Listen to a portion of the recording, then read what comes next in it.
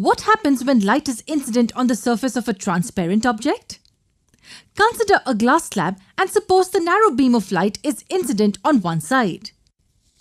The beam of light partially reflects, partially refracts, and it's even partially absorbed by the object. In the past, we have already discussed laws of reflection. Do you remember those laws?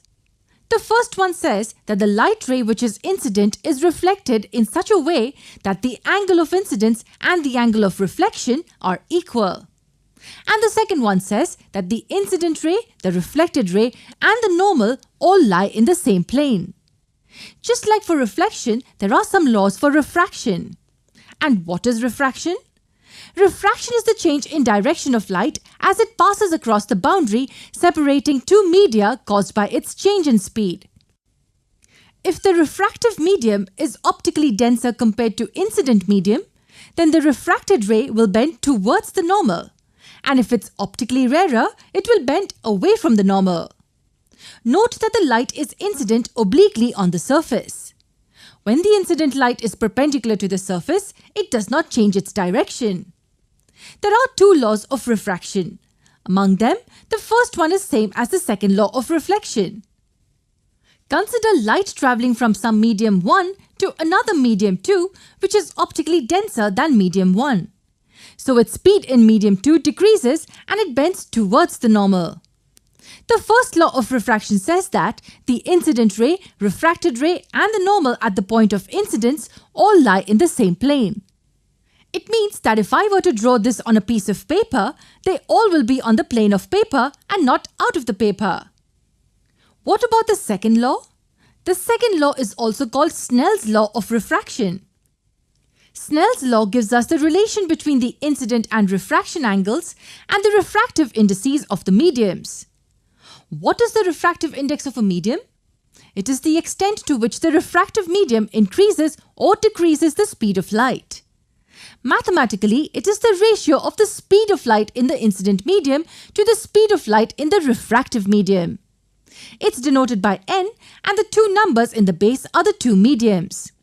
We read this as refractive index of medium 2 with respect to the incident medium 1. Also, V1 and V2 are speeds of light in medium 1 and 2 respectively. We can also define it as the extent to which light changes its direction in the refractive medium. Okay, let's discuss the Snell's law of refraction now.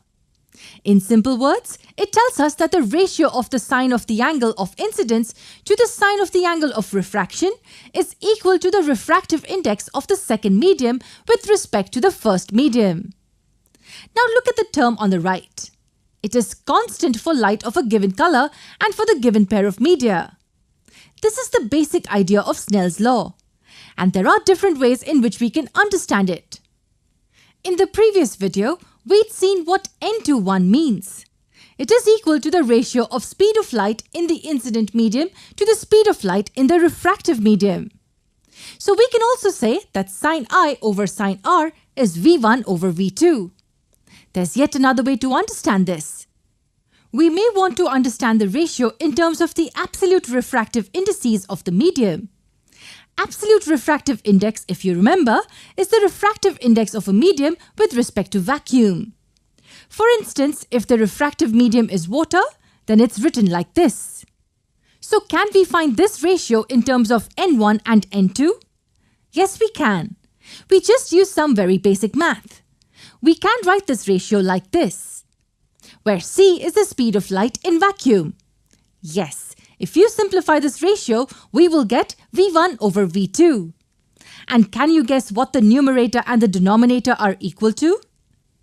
That's right. This is nothing but the absolute refractive index of medium 2, and this is the absolute refractive index of medium 1. That was another way of understanding the Snell's law.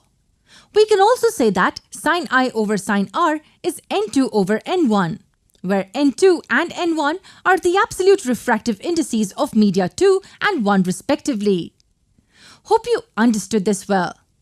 Let's move on to a new page. So these were the two laws of refraction of light. In the next lesson, we will solve a simple example based on Snell's law.